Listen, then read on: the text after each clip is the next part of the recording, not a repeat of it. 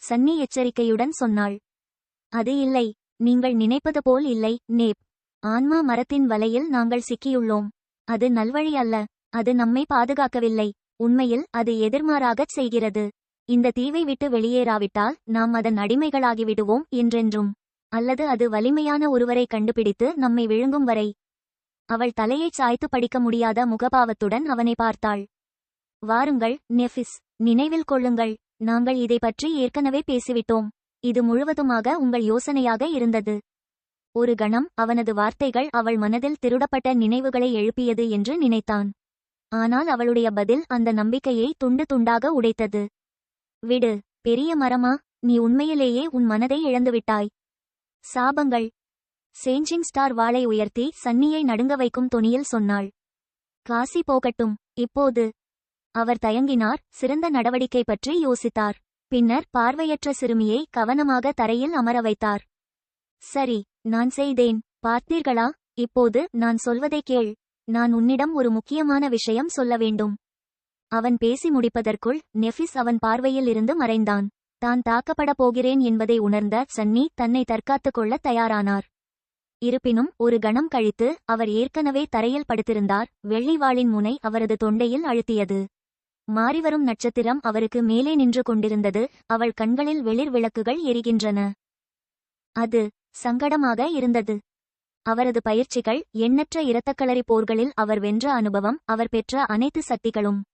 சன்னி உண்மையில் நெஃபிஸுக்கு எதிரான போராட்டத்தில் ஒரு சமயத்தை எட்டுவதற்கும் ஒரு நல்ல வாய்ப்பாகத்தான் நின்றார் என்று நினைத்தார்.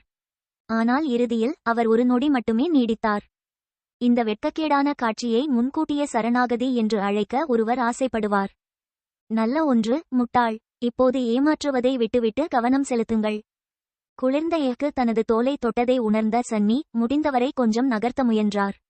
மாற்றும் நட்சத்திரம் அவரை கொன்றுவிடாது என்பதில் அவர் உறுதியாக இருந்தார். ஆனால் தீவிரமான ஒன்றைச் செய்வதற்கான எந்த காரணத்தையும் அவளிடம் கூறாமல் இருப்பது நல்லது. எல்லாவற்றிற்கும் மேலாக நேஃபின் மனம் அங்கே இல்லை. அவளுடைய குளிர்ந்த அலட்சியமான முகத்தை பார்த்து சன்னி தனது குரல்வளையை அழுத்தி உற்சாகத்துடன் கத்தினார். ஆஸ்டர், பாடல், வேல். நெஃபிஸின் கை நடுங்கியது. கழுத்தில் ஒரு துளி ரத்தம் உருண்டது. ஆச்சரியமும் அதிர்ச்சியும் நிறைந்த அவள் கண்கள் அகல திறந்தன. அப்போது அவள் முகத்தில் ஒரு இருண்ட வெளிப்பாடு தோன்றியது.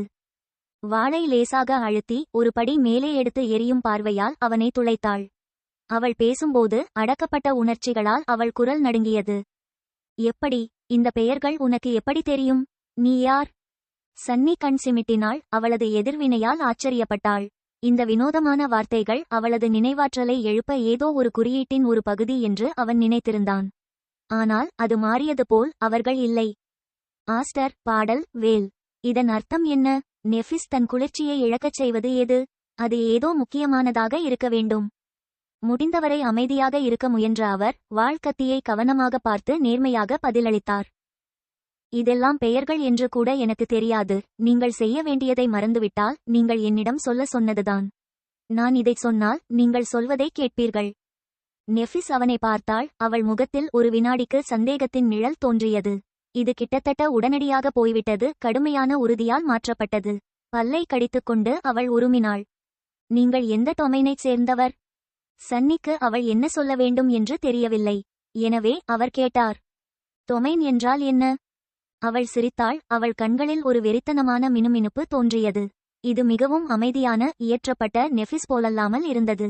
சன்னிக்கு நன்றாக தெரியாவிட்டால் முற்றிலும் மாறுபட்ட நபர் தனக்கு முன்னால் நிற்பதாக அவர் நினைப்பார். மிகவும் கணிக்க முடியாத மற்றும் ஆபத்தான ஒரு நபர். இதற்கிடையில் நெஃப் கூறினார். பாசாங்கு செய்யாதே. செய்ய. திடீரென்று அவள் தடுமாறினாள். பின்னர் முகம் சுளித்தாள். சன்னியின் கேள்வி சேங்கிங் ஸ்டாரின் மனதில் ஏதோ ஒரு தொடர் எதிர்வினையை ஏற்படுத்தியது போல் தோன்றியது. சில நொடிகள் கடந்தன. ஒவ்வொன்றும் அவளது புருவத்தை ஆழமாக மாற்றியது. மெதுவாக பழக்கமான அமைதியான அமைதி அவள் கண்களில் திரும்பியது. அவள் எல்லாவற்றையும் நினைவில் வைத்திருப்பது போல் தோன்றவில்லை. ஆனால் நேஃபிஸ் வாக்குறுதியளித்தபடி சன்னி சொல்வதை கேட்க அவளுக்கு போதுமானதாக தோன்றியது. கடைசியில் இந்த தொண்டையிலிருந்து வாளின் நுனியை அவள் கழற்றியதில் இருந்தே அவனுக்கு அது புரிந்தது. அவள் எழுந்து நிற்கவும் உதவினாள். ஒரு விசித்திரமான முகபாவத்துடன் சன்னியை பார்த்து அவள் சொன்னாள். உண்மையிலேயே நான் அந்த வார்த்தைகளைச் சொன்னேனா?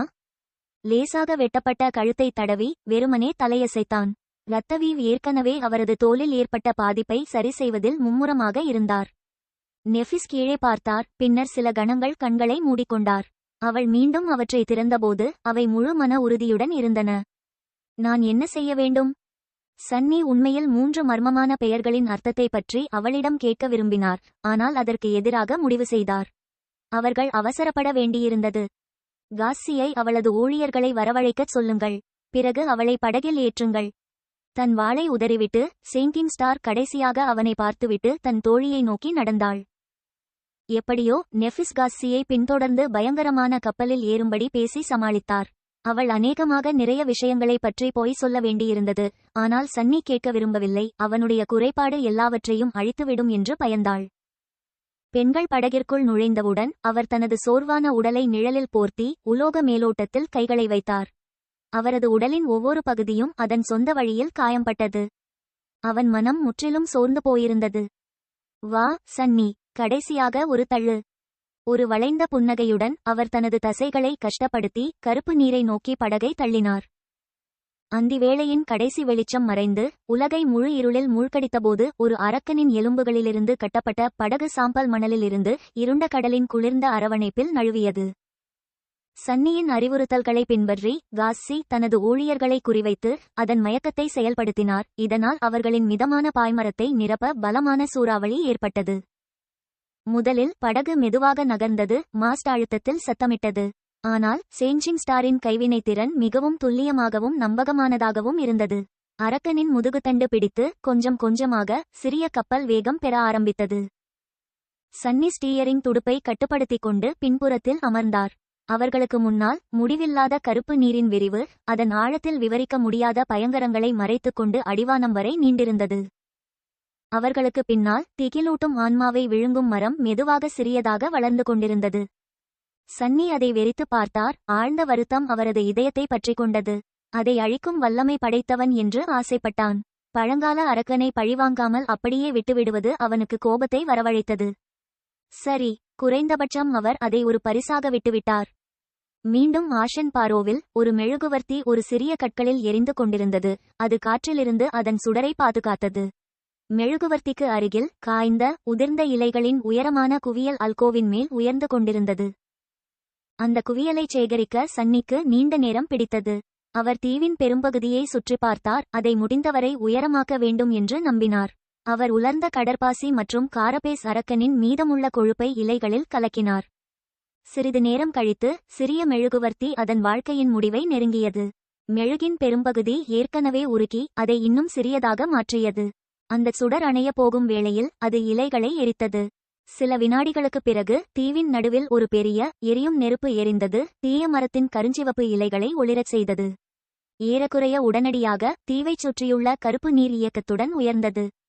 சன்னி ஏற்கனவே வெகு தொலைவில் இருந்ததால் எதையும் பார்க்க முடியவில்லை. இருண்ட கடலின் உயிரினங்கள் சோல் தெவோரரை அழிக்க முடியுமா என்பது அவருக்கு தெரியாது. பழங்கால கொள்ளையனை அழிப்பது அவ்வளவு எளிதானது என்று அவர் கடுமையாக சந்தேகித்தார். இருப்பினும் காரபேஸ் அரக்கன் இறந்துவிட்டதால் அவருக்கு பதிலாக 3 மனிதர்கள் சென்றுவிட்டதால் பெருந்தீனி மரத்தை பாதுகாக்க தீவில் யாரும் இல்லை. ஒருவேளை அது கடுமையாக பாதிக்கப்படலாம், குறைந்தபட்சம். இப்போதைக்கு அது அவரால் செய்ய முடிந்த சிறந்ததாக இருந்தது. ஆஷன் பாரோவின் திசையில் திரும்பி பார்த்த சன்னி பற்களை கடித்துக்கொண்டு யோசித்தான். ஒரு நாள் அந்த மரத்தையும் இந்த அசுரர்களையும் என் வழியில் நிற்க துணிந்த வேறு யாரையும் அழிக்கும் அளவுக்கு நான் சக்தி வாய்ந்தவனாக மாறுவேன். ஒரு நாள் நான் யாருக்கும் அல்லது எதற்கும் பயப்படாத அளவுக்கு சக்தி வாய்ந்தவனாக மாறுவேன். மாறாக அவர்கள் அனைவரும் எனக்கு பயப்படுவார்கள். அவன் அதை கவனிக்கவில்லை. அவன் இந்த வார்த்தைகளை நினைத்துக் கொண்டிருக்கும் போதே காசி திடீரென்று தலையை உயர்த்தி அவன் திசையில் திரும்பினாள். அவள் முகத்தில் ஒரு இருண்ட வெளிப்பாடு தோன்றியது. விரைவில் நிச்சயமற்ற தன்மை மற்றும் சந்தேகத்தால் அழிக்கப்பட்டது. அமைதியற்ற கடலின் கருப்பு மேற்பரப்பில் ஒரு சிறிய கப்பல் சறுக்கிக் கொண்டிருந்தது. அரக்கனின் முதுகுத்தண்டினால் ஆன அதன் மாஸ்ட் காற்றின் தாக்குதலால் சிரமப்பட்டுக் கொண்டிருந்தது. இந்த பரந்த மற்றும் ஒளியற்ற வெற்றிடத்தின் பயங்கரமான அமைதியில் வேகமான படகு ஒரு கத்தி போல அலைகளை வெட்டியது. அதன் மெருகூட்டப்பட்ட உலோகத் தோலில் எலும்பின் சத்தமும் நீர் மோதும் சத்தமும் தவிர வேறு எந்த சத்தமும் கேட்கவில்லை. சன்னி துடுப்பில் அமர்ந்து காரபேஸ் கப்பலை இயக்கினார். அவர் அவர்களை மேற்கு நோக்கி வழிநடத்தினார். அவர்களுக்கு பாதையை காட்ட சந்திரனோ நட்சத்திரமோ இல்லாததால் படகை பாதையில் வைத்திருப்பது கடினமாக இருந்தது. ஆனால் கிரிம்சன் ஸ்பைரின் குளிர் மற்றும் அச்சுறுத்தும் நிழலால் அவரது மனதில் ஒரு குறி இருந்தது. அதை ஒரு திசைகாட்டியாக பயன்படுத்தி அவர் தனது வழியை இழக்காமல் துரோகமான நீரில் செல்ல முடிந்தது. மேலே கருப்பு வானம், கீழே இருண்ட கடல். ஒரு மெல்லிய இலக்கு அடுக்குடன் கடினமான பள்ளத்தில் இருந்து அவர்களை பிரிக்காமல் அவர்கள் இரவு முழுவதும் பயணம் செய்தனர். அவர்களுக்கு கீழே சபிக்கப்பட்ட ஆழத்தில் எண்ணற்ற பயங்கரங்கள் மறைந்திருந்தன. பலமுறை சன்னி சிறிய படகுக்கு அருகில் செல்வதை உணர்ந்தார். அது கடந்து செல்லும் சத்தத்தால் ஈர்க்கப்பட்டது. எதுவும் செய்ய முடியாத நிலையில் பயங்கரமான உயிரினங்கள் விலகிச் செல்ல வேண்டும் என்று பிரார்த்தனை செய்து அமைதியாக நடுங்குவதைத் தவிர வேறு வழியில்லை. இதுவரை அதிர்ஷ்டம் அவர்கள் பக்கம் இருந்தது. இந்த பழங்கால லெவியதன்களின் பசியை போக்க அவர்கள் மிகவும் சிறியவர்களாகவும் பலவீனமாகவும் இருந்திருக்கலாம். பயணத்தை தொடங்கிய சில மணிநேரங்களுக்குப் பிறகு சன்னி தனது மனதில் தொடர்ந்து இழுக்கத் தொடங்கியதை உணர்ந்தார். அவனுடைய எண்ணங்கள் மெல்ல மெல்ல தெளிவடைந்து கொண்டிருந்தன. ஒவ்வொரு நிமிடமும் மறதியின் மூட்டம் வலுவிழந்து கொண்டிருந்தது. சிறிது நேரத்தில் கண்ணாடி உடைந்து சிதறும் பேய் சத்தம் அவன் தலையில் ஒலித்தது.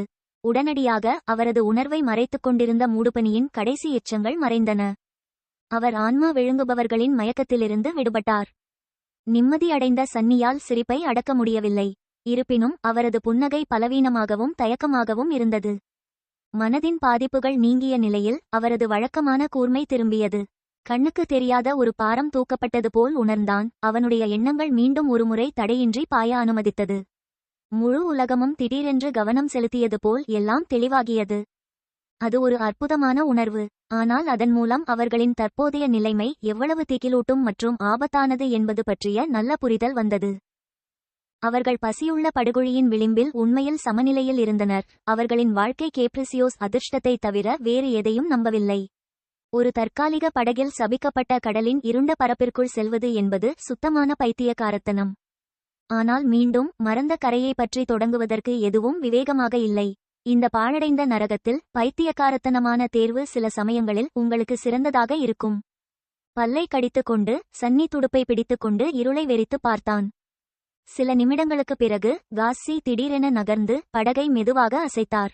அவள் மந்திர தடியை நெஃபிஸிடம் ஒப்படைத்தாள் மற்றும் எச்சரிக்கையுடன் சன்னிக்கு அருகில் சென்றாள். இருளை தன் கைகளால் உணர்ந்தாள்.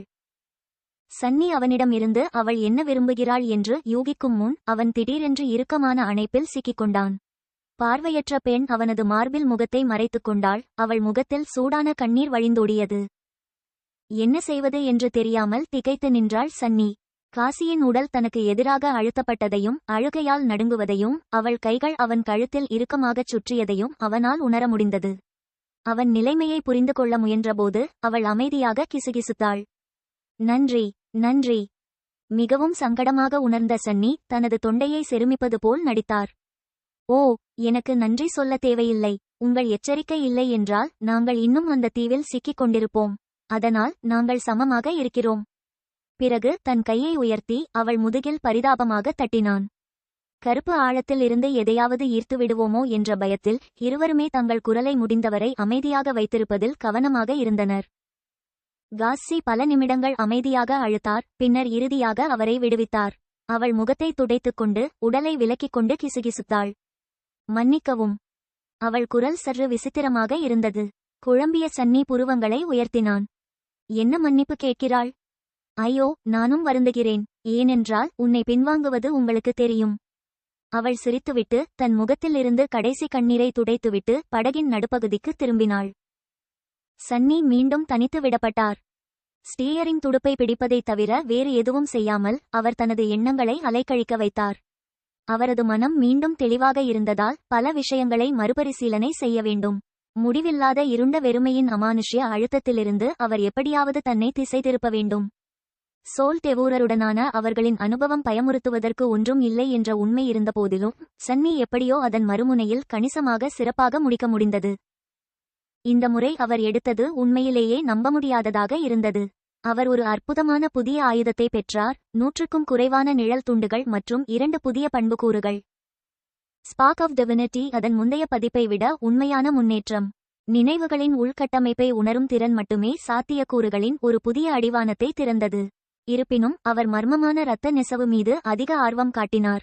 எப்படியோ அந்த பண்பின் தனித்துவத்தையும் முக்கியத்துவத்தையும் தான் கடுமையாக குறைத்து மதிப்பிட்டதாக சன்னி உணர்ந்தார். அதன் தோற்றம் கூட இரகசியங்களின் திரையில் மூடப்பட்டிருந்தது. அந்த நெசவாளர் யார்? யாருடைய இச்சோலை அவர் உட்கொண்டார்? எழுத்துப்பிழை கூட குறிப்பிட தயங்கிய தெரியாதவர்கள் யார்? தெய்வங்களுக்கும் அவர்களுக்கும் என்ன தொடர்பு? வைல்ட் திவ்விங் பேர்ட் ஸ்பானில் இருந்து அவர் பெற்ற ஆரம்ப நினைவகத்தின் வகை மற்றும் தரவரிசை ஏன் காலியாக இருந்தது? ஒரு விழித்தெழுந்த புதிய பண்புக்கூறுகளை நினைவகத்தால் எப்படி கொடுக்க முடிந்தது? அந்த கடைசி கேள்வி வேறு எதையோ யோசிக்க அவனை வழிநடத்தியது. நிமிர்ந்து அவர் நெஃபிஸை உற்று பார்த்தார் மற்றும் அவர்களின் உரையாடலை நினைவுபடுத்த முயன்றார். திரும்பி பார்க்கையில் அந்த நொடியில் அவன் கவனிக்க தவறிய பல விஷயங்களை அவள் வெளிப்படுத்தியிருந்தாள். முதலாவதாக, சன்னி இப்போது காசியின் மந்திரித்த கவசம் அவருக்கு மாற்றும் நட்சத்திரம் வழங்கியது 6வது அடுக்கின் ஒரு விழித்தெழுந்த நினைவகம் என்று. அதாவது மவுண்டன் கிங்கின் ஒரு வகுப்பிற்கு மேலே உள்ள ஒரு கனவு உயிரினமான விழித்தெழுந்த பயங்கரவாதத்திலிருந்து வந்தது. அது அவனே தனது முதல் கனவில் கொன்றது. சேஞ்சிங் ஸ்டார் தனது உண்மையான பெயரை எப்படி சம்பாதித்துக் கொண்டார் என்ற ரகசியம் இப்போது வெளிவருவதற்கு ஒரு படி நெருக்கமாக உள்ளது. வெளிப்படையாக சாத்தியமற்றதை நிறைவேற்றும் வரை நெஃபிஸ் சன்னியை விஞ்சினார். விழித்தெழுந்த கொடுங்கோலன் மீது ஒரு ஆர்வலர் வெற்றி பெறுவது ஏற்கனவே நம்ப முடியாத அளவிற்கு இருந்தது. ஆனால் ஒரு விழித்தெழுந்த பயங்கரவாதத்தை கொல்வது நம்ப முடியாதது என்ற வார்த்தைக்கு ஒரு புதிய அர்த்தத்தை அளித்தது. அவளுடைய அம்சத்திறன் பல்துறை திறன் கொண்டதாக இருப்பதில் ஆச்சரியமில்லை. இப்போது அவரைப் போலவே மாறிவரும் நட்சத்திரத்தின் அம்சமும் தெய்வீக தரத்தில் இருப்பதாக அவர் கிட்டத்தட்ட உறுதியாக இருந்தார். அவளுடைய விசித்திரமான மற்றும் வலிமையான சக்திகளால் அவளால் ஏன் குணப்படுத்தவும் அழிக்கவும் முடிந்தது அவனது சொந்த நிழல் கட்டுப்பாட்டைப் போலவே அரிதான கலவையாகும்.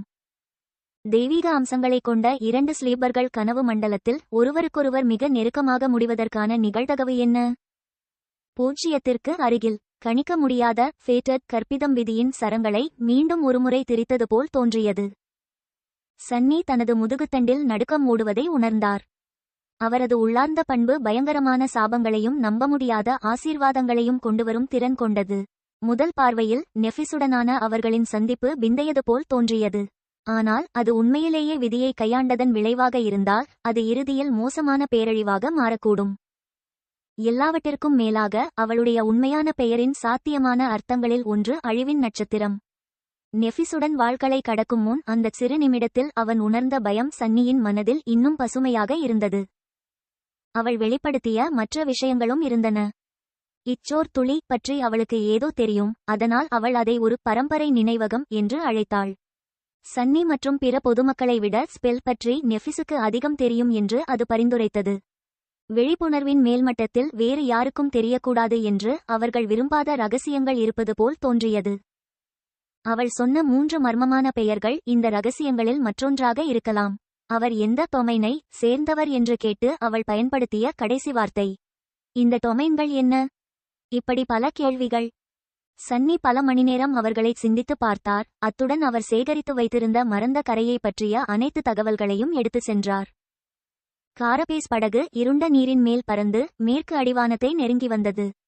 விரைவில் இரவு ஏற்கனவே தனது கடைசி மூச்சை இழுத்துக் கொண்டிருப்பதை உணர்ந்தான். சன்னியின் இதயத்தில் நம்பிக்கையின் ஒளி பற்றவைத்தது. இருப்பினும் அவர்களின் அதிர்ஷ்டம் இறுதியாக வெளியேறியது. பேரழிவு எதிர்பாராதது வன்முறையில் அவர்களை குழப்பத்தின் வெற்றிடத்தில் தள்ளியது. இந்த நேரத்தில் சன்னி படகை நெருங்குவதை உணரவில்லை.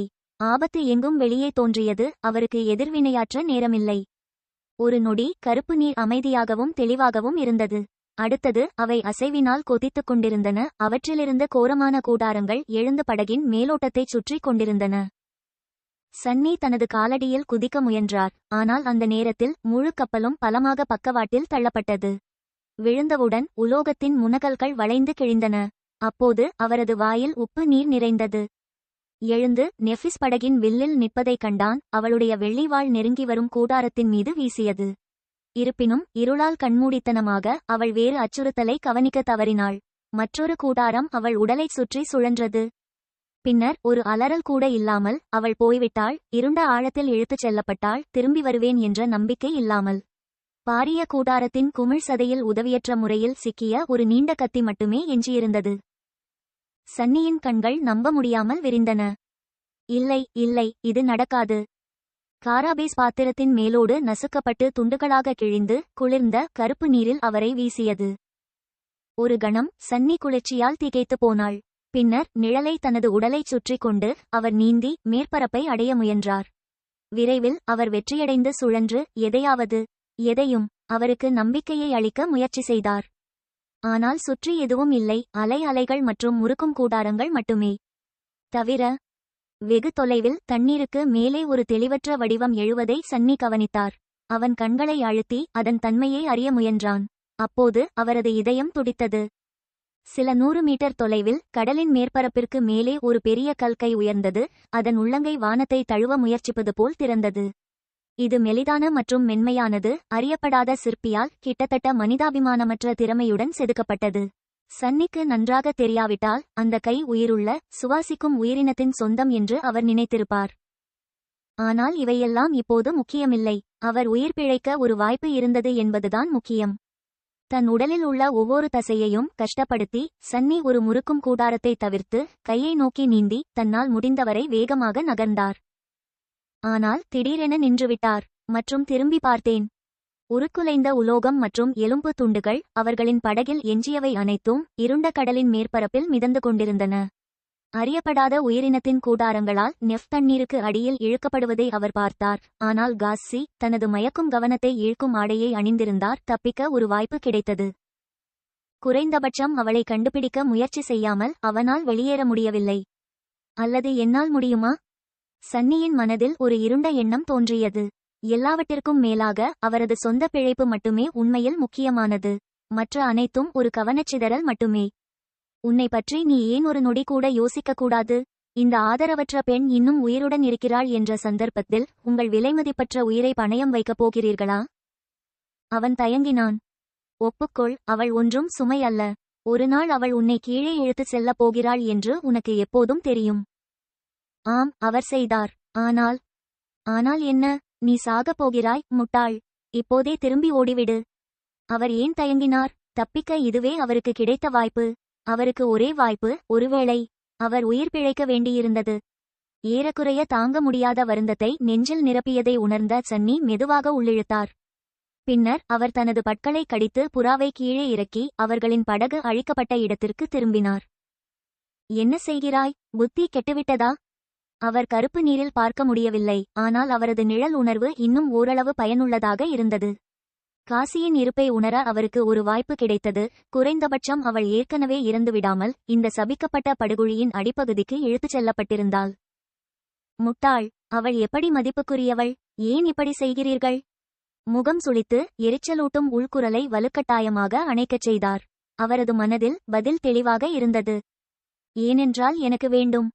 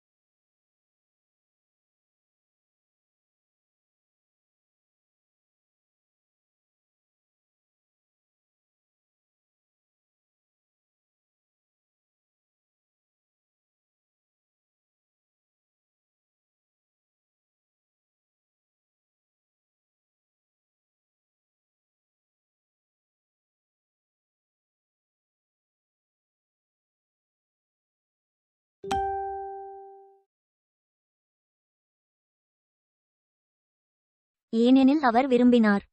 ஒருமுறை சன்னியின் இதயம் பயம் மற்றும் விரக்தியால் நிரம்பவில்லை. மாறாக அது எதிர்ப்பற்ற கோபத்தால் நிரப்பப்பட்டது. அவர் உலகின் அழுத்தத்தின் கீழ் வளைந்து சோர்வடைந்தார். நம்பிக்கையின் மிகச்சிறிய மின்னழுத்தங்களை மறைமுகமாக பற்றிக் கொண்டார். எப்போதும் பயந்தார். எப்போதும் எதையும் செய்ய தயாராக இருக்கிறார். எதையும் கைவிடுகிறார் மற்றொரு நாள் உயிர் வாழ்வதற்காக. அது போதாது. அதற்கு பதிலாக உலகையே தன் விருப்பத்திற்கு ஏற்ப மாற்ற விரும்பினார். மிருகமாக வாழாமல் மனிதனாக வாழ விரும்பினான். கடந்த மாதங்களில் சன்னி கவனிக்காமல் மாறிவிட்டார். எப்படியோ அவர் தனது முந்தைய வாழ்க்கை முறையில் திருப்தியடையவில்லை. எல்லா விலையிலும் உயிர் வாழ வேண்டும் என்ற அவரது ஒரே குறிக்கோள் மற்ற அனைத்தையும் மறைத்தது. அவர் வாழ்கிறாரா அல்லது இறந்தாரா என்பது மட்டுமே எப்போதும் முக்கிய விஷயம். ஆனால் இப்போது அவர் எப்படி வாழ்ந்தார் என்பதுதான் முக்கியம். அடிமையாக வாழ்ந்தால் எஜமானன் இல்லாததால் என்ன பயன்? பற்களை கடித்துக்கொண்டு இருண்ட பள்ளத்தில் சன்னி புறா. குளிர்ந்த நீர் அவரை ஒரு புதைகுழி போல் தழுவியது. இந்த சபிக்கப்பட்ட கருமையை அவனால் பார்க்க முடியவில்லை. வழிகாட்டுதலுக்காக அவனது நிழல் உணர்வை மட்டுமே நம்பியிருந்தான். அவன் கைகளில் கடிபட்ட இடங்களிலும் கழுத்தில் வெட்டுப்பட்ட இடங்களிலும் உப்பு உறிஞ்சி அவற்றை எரிக்கச் செய்தது. வேதனையில் கவனம் செலுத்தாமல் சன்னி தனது கணிசமான பலத்தை பயன்படுத்தி இருளில் மேலும் மேலும் ஆழமாக தன்னை தள்ளினார். தன்னைச் சுற்றியிருந்த நீரில் ராட்சத விழுதுகள் நகர்வதை அவன் உணர முடிந்தது. எங்கோ கீழே வெகு தொலைவில் மறைந்திருந்த பிரம்மாண்டமான மாவுக்குள் கார்பேஸ் படகின் துண்டுகளை இழுத்துச் சென்றது. 1 அல்லது 2 முறை அவர்களில் ஒருவரால் தொடப்படுவதை தவிர்ப்பதற்காக அவர் தனது உடலை தீவிரமாக முறுக்க வேண்டியிருந்தது. ஆனாலும் காசி இருப்பதற்கான எந்த அறிகுறியும் இல்லை. அவரது நுரையீரல் எரிய ஆரம்பித்தது. சன்னி புறா ஆழமானது. இந்த ஆழத்தில் நீர் அழுத்தம் அவரது இயக்கங்களை பாதிக்கத் தொடங்கியது. ஒவ்வொரு பக்கவாதமும் கனமாக உணரப்பட்டது. நிழலால் உடல் மெருகேற்றப்பட்டாலும் அது எவ்வளவு தாங்கும் என்பதற்கு ஒரு எல்லை இருந்தது. பிளட் வீவ் இல்லாவிட்டால் வெகு நாட்களுக்கு முன் மூச்சுத் திணறல் ஏற்பட்டிருக்கும் என்று சன்னி சந்தேகப்பட்டார். மோசமான விஷயம் என்னவென்றால் அவர்களின் கப்பலை அழித்த அறியப்படாத திகிலின் உண்மையான உடலை அவர் நெருங்கி வருவதைப் போல உணர்ந்தார்.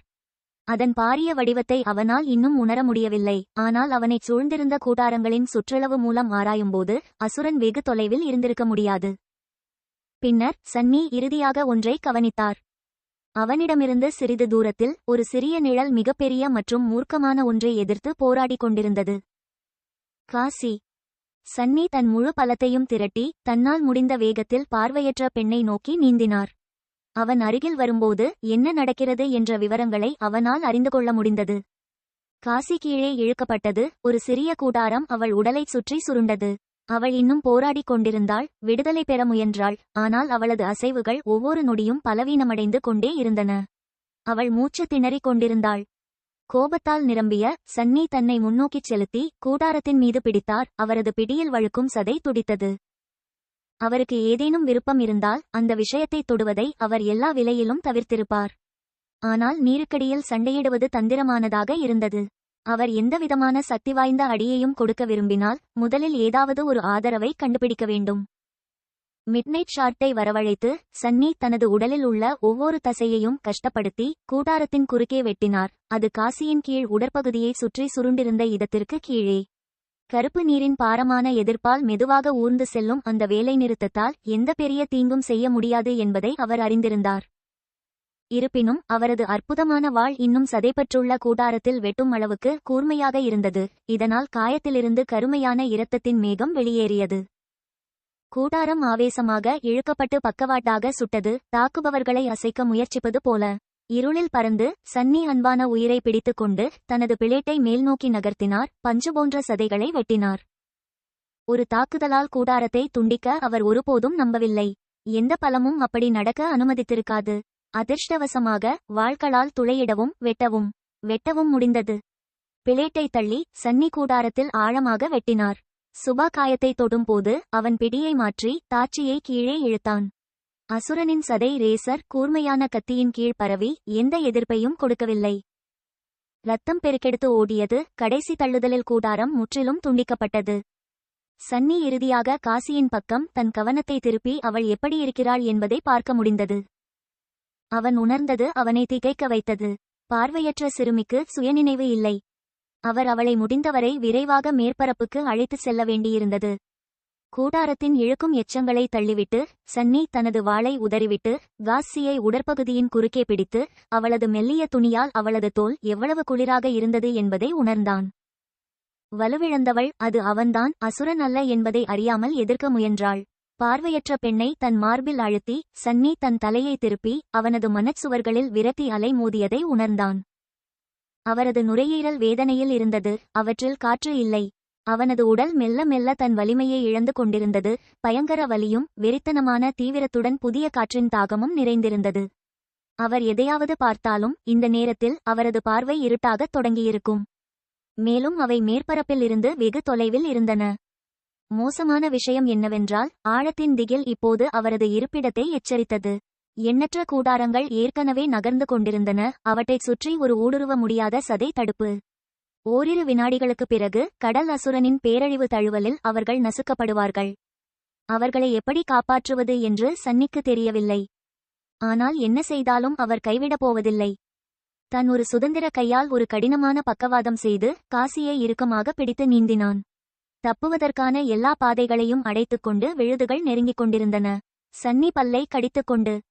அடுத்த நொடியில் அவர்களைச் சுற்றியிருந்த தண்ணீர் திடீரென்று வெள்ளை நிறமாக மாறியது. ஒரு ஒளிரும் பிரகாசம் சபிக்கப்பட்ட கடலின் பரந்த விரிவாக்கத்தை நிரப்பியது, இருளின் எந்த அடையாளத்தையும் அழிக்கிறது. ஒளியின் வெடிப்பு மிகவும் உக்கிரமாக இருந்தது. அது சன்னியின் கண் இமைகளை துளைத்து அவரது கண்களை காயப்படுத்தியது. அவர்களுக்கு கீழே எங்கோ ஒரு சின்ன சூரியன் பற்ற வைத்து முடிவில்லா கருப்பு பள்ளத்தை ஒரு அழகிய வெள்ளை வெற்றிடமாக மாற்றியது போல் இருந்தது. கதிரியக்க நீரின் அலை நீரோட்டங்கள் கொந்தளிப்புடன் உயர்ந்து உலகத்தை குழப்பத்தில் ஆழ்த்தியது.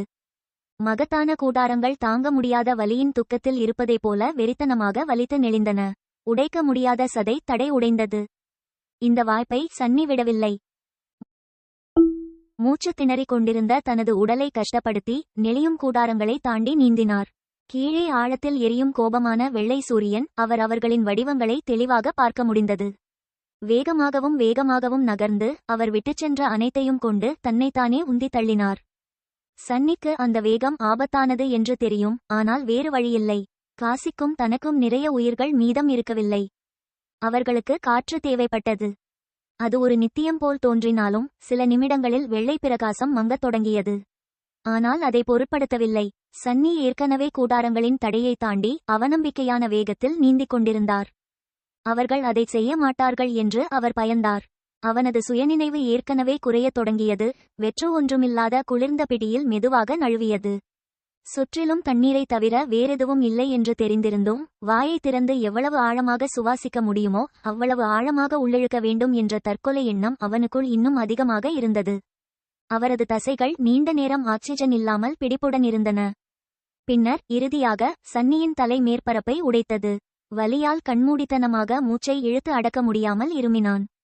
கைகளில் இறுக பிடித்திருந்த காசியும் அதையே செய்து கொண்டிருந்தாள். அவளது மார்பு முரட்டுத்தனமாக காற்றின் இனிமையான அமுதத்தை உறிஞ்சி மேலும் கீழும் அசைந்தது. புறநகரின் தீங்கு விளைவிக்கும் மாசுபட்ட காற்றால் மெதுவாக நச்சுத்தன்மையுடன் இருந்தபோதும் அது எவ்வளவு விலைமதிப்பற்றது என்பதை இதற்கு முன்பு சன்னி அறிந்திருக்கவில்லை. அவர்கள் அதை செய்தார்கள். தன்னை இசையமைக்க முயன்ற சன்னி சுற்றிலும் பார்த்தார். வெள்ளை பிரகாசத்தின் கடைசி எச்சங்கள் நீண்ட காலமாக மறைந்துவிட்டன. அவை ஒருபோதும் இல்லாதது போல் அழிக்கப்பட்டன. உலகம் மீண்டும் முழு இருளில் மூழ்கியது. இருப்பினும் கிழக்கில் வெகு தொலைவில் விடியலின் முதல் ஒளி அடிவானத்திற்கு அப்பால் இருந்து பிரகாசிக்கவிருந்தது. ராட்சத கல்கையின் பார்வையை பிடித்து சன்னி காசியின் தோள்களை பற்றிக் கொண்டு அந்த திசையில் நீந்தினார். அவர் கடைசியாக எப்போது தூங்கினார் என்பதை நினைவில் கொள்வது கூட கடினமாக இருந்தது. ஒரு சிறப்பு பழத்தை தேடி ஆன்மாவை விழுங்கும் மரத்தில் ஏறுவதற்கு ஒரு நாள் முன்பு ஒருவேளை. அப்போதிருந்து அவர் இரத்த நெசவு மாற்றத்தின் கொடூரமான சித்திரவதைகளை அனுபவித்து மனச்சோர்வின் விளிம்பில் எண்ணற்ற மணிநேரங்களை கழித்தார். மயக்கத்தின் விளைவுகளை எதிர்க்க கைகளை நசுக்கினார். முழு இருளில் இருண்ட கடலின் பயங்கரமான நடுவில் படகை வழிநடத்தினார். பயங்கரமான குளிர்போரால் அழிக்கப்படுவதைக் கண்டார். இதன் விளைவாக அவனது உடலும் மனமும் மூடும் விளிம்பில் இருந்தன.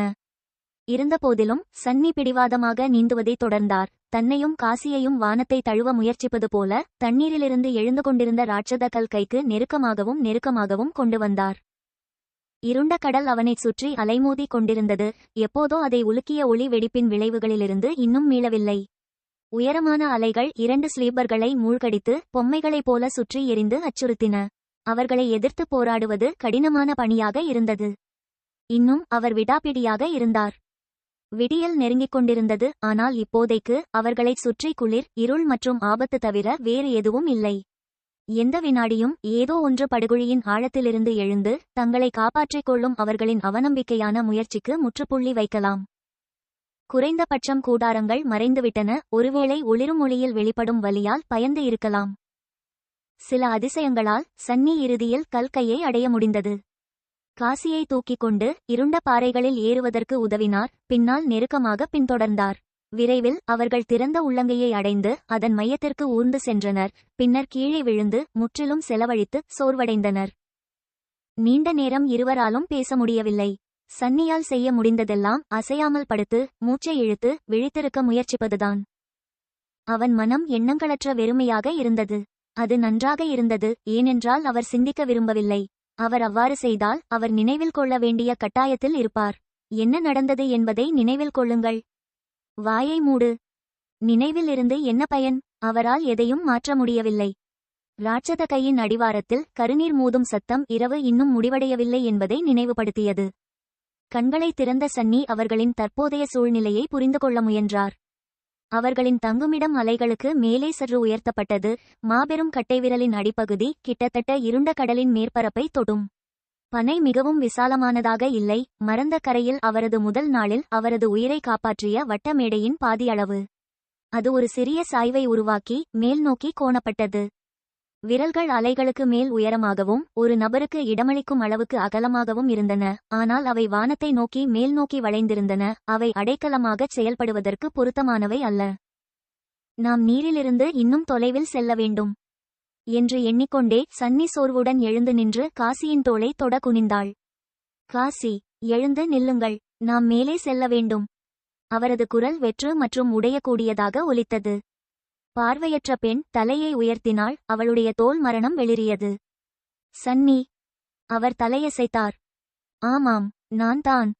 அவள் இன்னும் அதிர்ச்சியில் இருந்தாள். காசியின் மனம் இன்னும் முழுமையடையவில்லை என்பதை சன்னியால் பார்க்க முடிந்தது. அதனால் அவளை மெதுவாக அவள் காலடியில் இழுத்தான்.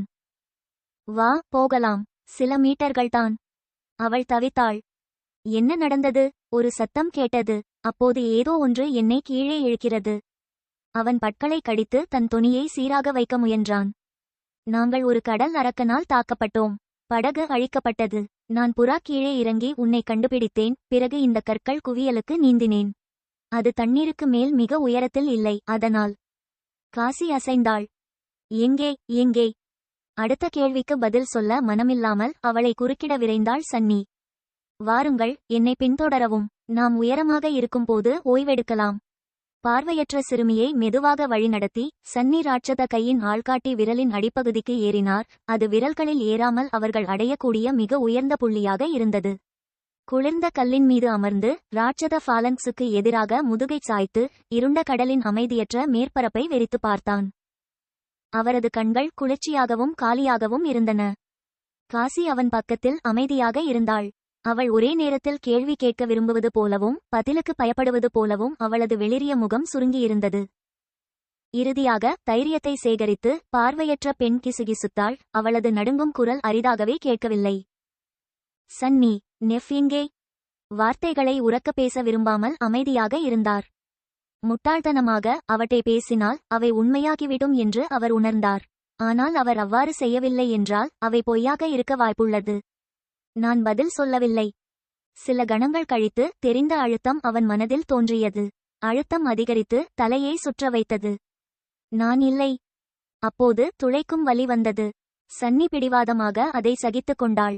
அவர் முன்னெப்போதையும் விட நீண்ட நேரம் நீடித்தார். அவரது கண்களிலிருந்து சூடான கண்ணீர் வரும் வரை வாயை மூடிக்கொண்டு இருந்தார். அவரது உடல் முழுவதும் பயங்கரமான துன்பத்தால் நடுங்கினார். ஆனால் இறுதியில் அவர் இன்னும் அந்த கசப்பான வார்த்தைகளை சொல்ல வேண்டிய கட்டாயம் ஏற்பட்டது. அவள் ஜி. அவர் முடிக்கும் முன் ஒரு நுட்பமான ஒலி அவரது கவனத்தை ஈர்த்தது. அது கீழே இருந்து அமைதியற்ற இருண்ட அலைகளின் விளிம்புகளிலிருந்து வந்தது. சன்னியின் இதயம் துடித்தது. அங்கே ராட்சத கட்டைவிரலின் அடிப்பகுதியில் சபிக்கப்பட்ட கடல் கிட்டத்தட்ட அதன் கல் மேற்பரப்பை தொட்டுக்கொண்டிருந்தபோது கருப்பு நீரிலிருந்து ஒரு வெளிரிய வெள்ளை கை தோன்றி பாறைகளில் பிடித்தது. பின்னர் ஒரு உயரமான உருவம் மெதுவாக கல் ராட்சதனின் திறந்த உள்ளங்கையின் மீது இழுத்தது. அவன் கண்கள் விரிந்தன. ஏதோ தவறு இருப்பதாக உணர்ந்த காசி தலையை திருப்பி கேட்டாள். சன்னி, அது என்ன? அவர் நடுங்கி கிசுகிசுத்தார், சோகத்தால் பிடிபட்டார். இது நெஃபிஸ். பார்வையற்ற பெண்ணின் முகத்தில் நிச்சயமற்ற புன்னகை தோன்றியது. அப்பா, அவள் நலமா?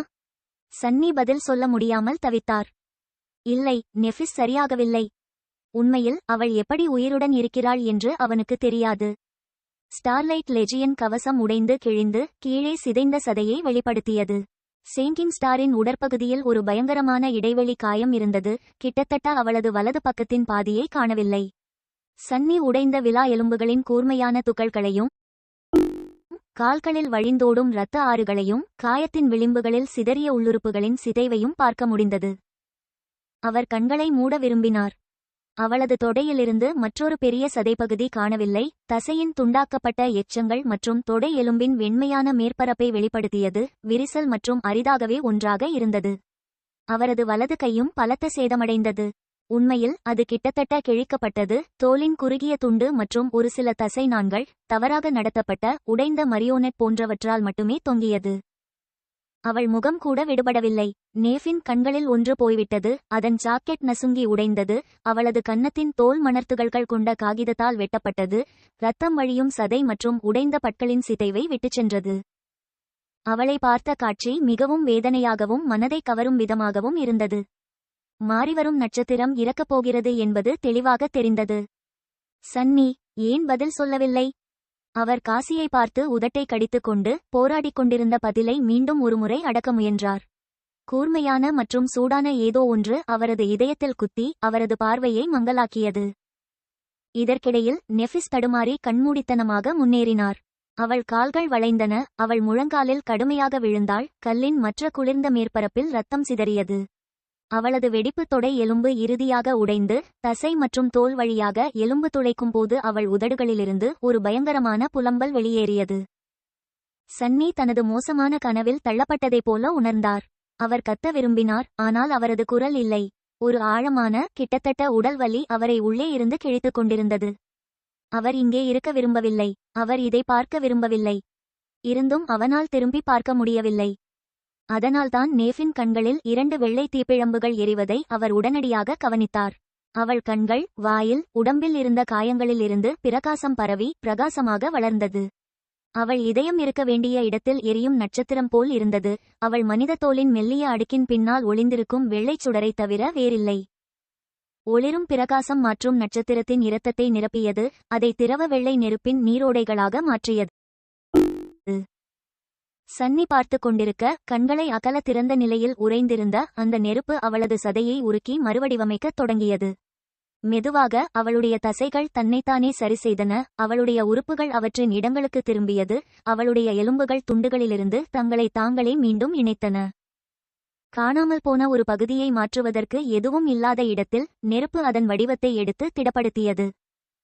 ஒரு பயங்கரமான அலறலுடன் நெஃபிஸ் அவளது கிட்டத்தட்ட துண்டிக்கப்பட்ட கையை பிடித்து கிழித்து பின்னர் அதை வெள்ளைச் சுடருடன் ரத்தம் கசிந்த ஸ்டம்பில் அழுத்தினார். விரைவில் சிதைந்த பகுதிகள் ஒன்றாக உருகி மீண்டும் முருதாக மாறியது. அதிர்ச்சியடைந்த அவர் அவளது உடலில் உள்ள ஒவ்வொரு பயங்கரமான காயமும் சுத்திகரிக்கும் நெருப்பில் கழுவப்பட்டதை கண்டார். விரைவில் உடைந்த கவசத்தின் பரந்த இடைவெளியில் அழகிய வெள்ளைத் தோலை தவிர வேறு எதுவும் இல்லை. நெஃபிஸ் தலையை உயர்த்தி அவர்களை பார்த்தாள், ஆனால் எதையும் பார்க்கவில்லை. அவளுடைய பார்வையில் எந்த அங்கீகாரமும் இல்லை. புனித நெருப்பின் கொடூரமான சிலுவையால் அனைத்து புரிதலும் அழிக்கப்பட்டது. அப்போது அழியாத சுடர்குலத்தின் கடைசி மகள் கண்களை மூடிக்கொண்டு சுயநினைவை இழந்து தரையில் விழுந்தாள். இறுதியாக சூரிய ஒளியின் முதல் கதிர்கள் கிழக்கு அடிவானத்திற்கு அப்பால் இருந்து தோன்றின. விடியல் வந்து கொண்டிருந்தது. இறுதியில் நெஃபிஸ் 2 நாட்கள் முழுவதும் சுயநினைவின்றி இருந்தார். 3வது நாள் அவள் இறுதியாக கண்களை திறந்து மெதுவாக எழுந்து நுட்பமான குழப்பத்துடன் சுற்றி பார்த்தாள். அவள் முகம் வழக்கம் போல் அமைதியாகவும் அலட்சியமாகவும் இருந்தது. இருப்பினும் ராட்சத கையின் ஆள்காட்டி விரலின் உச்சியில் அமர்ந்து அவளை பார்த்து காது முதல் காது வரை சிரித்துக் கொண்டிருந்த சன்னியின் பார்வையில் அவள் பார்வை விழுந்தது. முகம் சுளித்தபடி தன் கவசத்தில் சங்கடமான இடைவெளிகளைக் கண்டு தன்னைத்தானே பார்த்து கொண்டாள். சேஞ்சிங் ஸ்டார், ஏன் சிரிக்கிறாய்? சன்னி அவளுக்கு குறும்புத்தனமாக கண் சிமிட்டினாள். உன் பின்னால் பார். சில நொடிகள் தவித்த நே பெருமூச்சு விட்டபடி திரும்பி பார்த்தான். அவளுக்கு பின்னால் ஒரு இருண்ட நிலப்பரப்பு பிரம்மாண்டமான பள்ளத்தின் சரிவுக்கு மேலே உயர்ந்து கொண்டிருந்தது. அதன் மீது சாம்பல் பளபளப்பான கல்லால் கட்டப்பட்ட ஒரு உயரமான நகர சுவர் பள்ளத்தின் மாபெரும் பள்ளத்தின் மீது உயர்ந்து கொண்டிருந்தது. இது பழமையானது, ஆனால் இன்னும் ஊடுருவ முடியாதது, இன்னும் 1000 ஆண்டுகளுக்கு இருண்ட கடலின் அழுத்தத்தை தாங்கக்கூடியது. செய்துவிட்டார்கள். அது மனித கோட்டையை கண்டுபிடித்தது. தொகுதி 1 முடிவு.